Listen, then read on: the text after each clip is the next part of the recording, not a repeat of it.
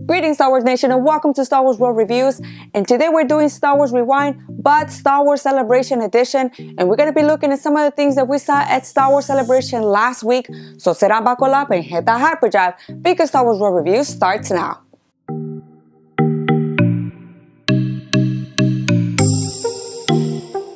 If you're new to this channel, welcome. My name is Ro, and what a celebration we had this past week. And the first thing we're gonna talk about, obviously, is that trailer that dropped on Friday, the teaser trailer for episode 9.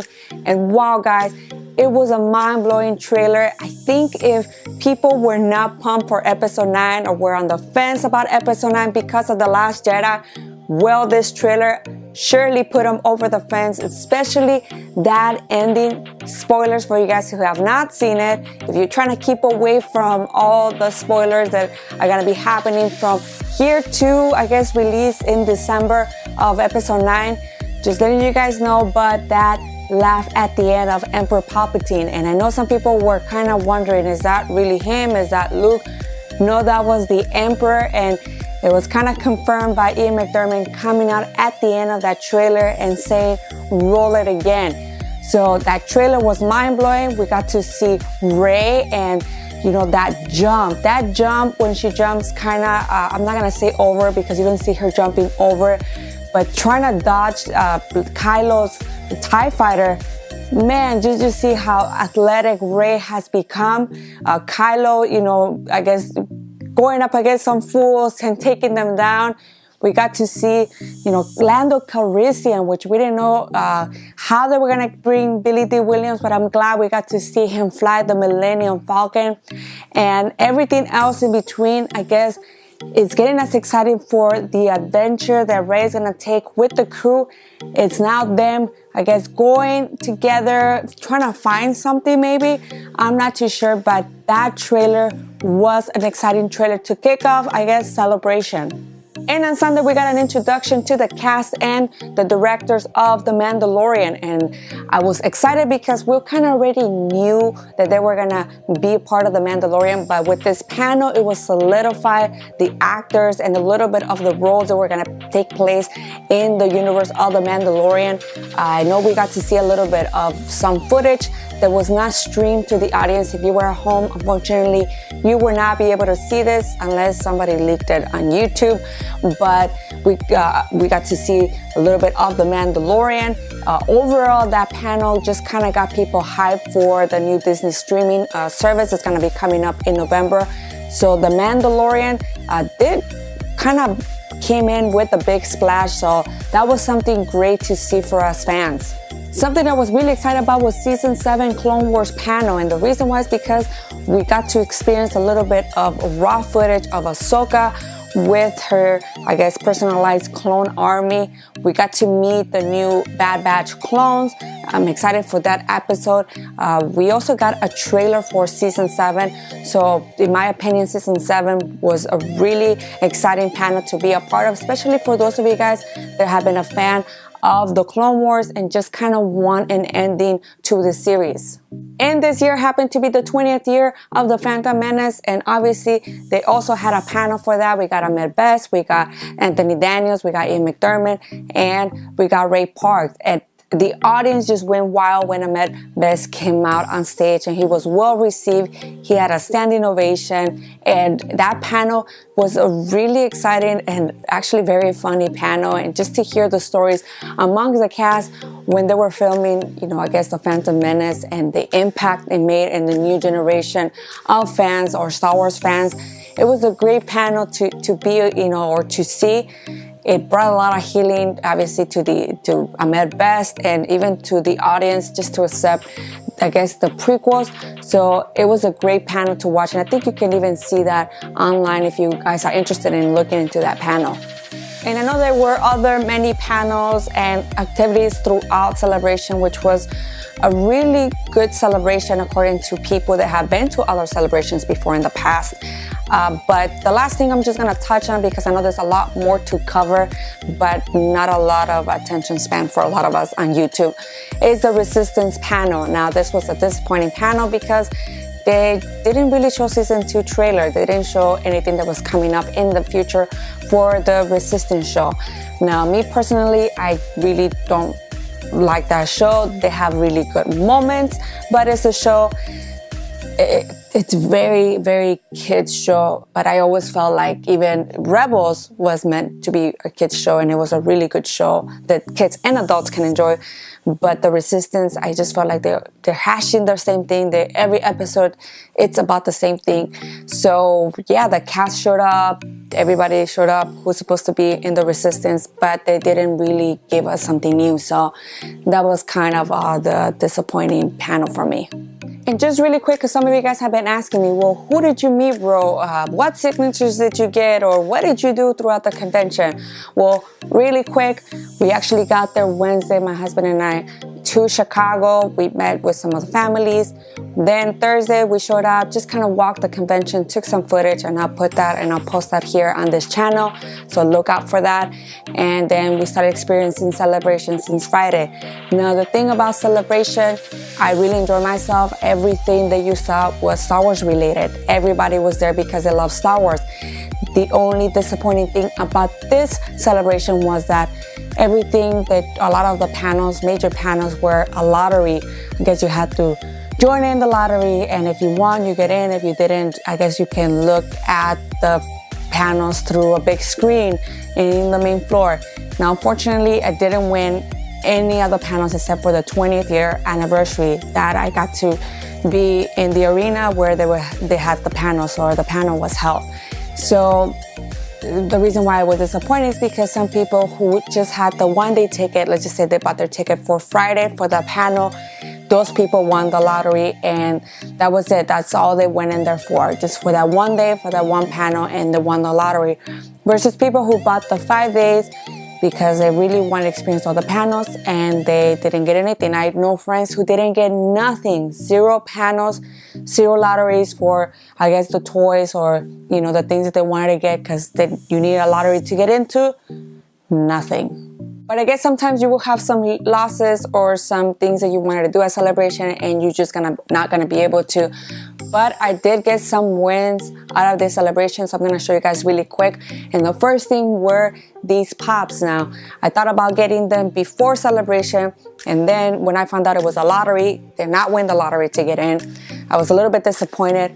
But throughout Celebration, I guess once the lottery winners could actually get their pops, then they will let the general audience go in and purchase them if you make a line. Now, we made about almost close to a 2-hour line just to get these. The first day they were selling for $250. First day of Celebration, people were actually paying $250 for these things. That's insane. But luckily, we got our hands on these and we were able to bring a set or so home. And with that, my husband also got this pop sign by Sam Witwer. Now, I had posted a video before and I'll try to put the link so you guys can watch that video, but he had gotten a sign by Ray Park, personalized by him, and we just needed, I guess, Sam Witwer to sign his pop. So my husband got this sign at Celebration.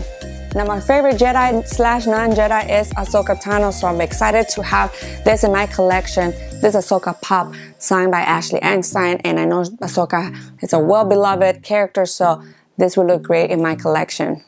And if you know something about me, I really enjoy comic books, so I got my Ahsoka and Padme comic book signed by both Ashley and Catherine Tebber.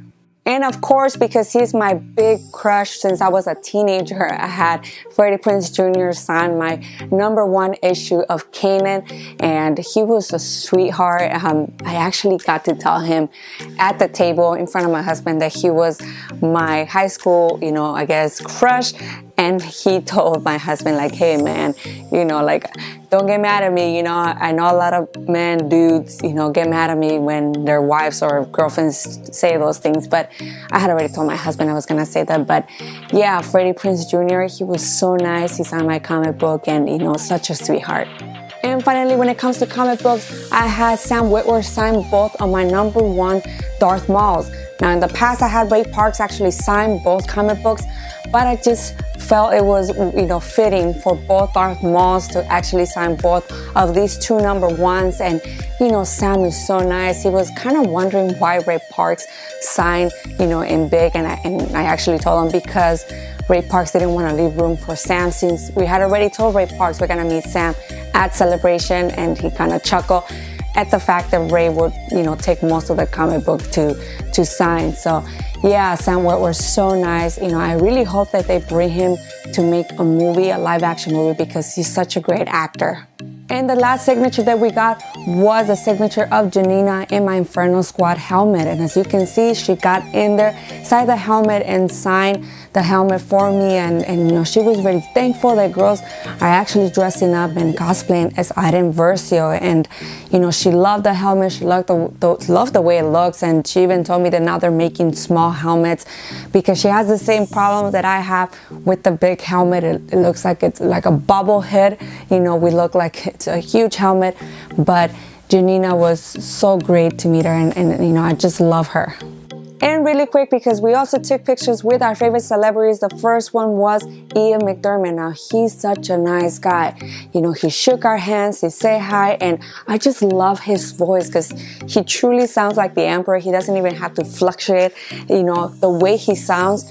I guess he's just an iconic person, and Ian McDiarmid is such a nice man. And the second picture was with the cast of the Clone Wars. Now, this is something I was looking forward to, because, I guess I got to meet Ashley and take a picture with Ashley. And that was something that I've always wanted to do, was to meet her, in person, but also with the, I guess with the voice that does Anakin in the video games, guys, and also with the voice of Obi-Wan Kenobi. And, they're so humble. You tell them, thank you, you're so talented. I love Battlefront 2.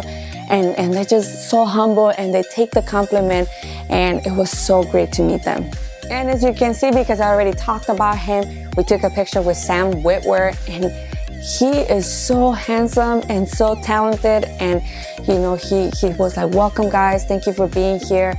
So Sam, I love Ray Parks, but Sam is also another great addition to being Darth Maul. And how can you not take a picture with Anakin Skywalker, Hayden Christensen? Now, I told him, I shook his hand and told him that it was really nice to see him. He was very talented.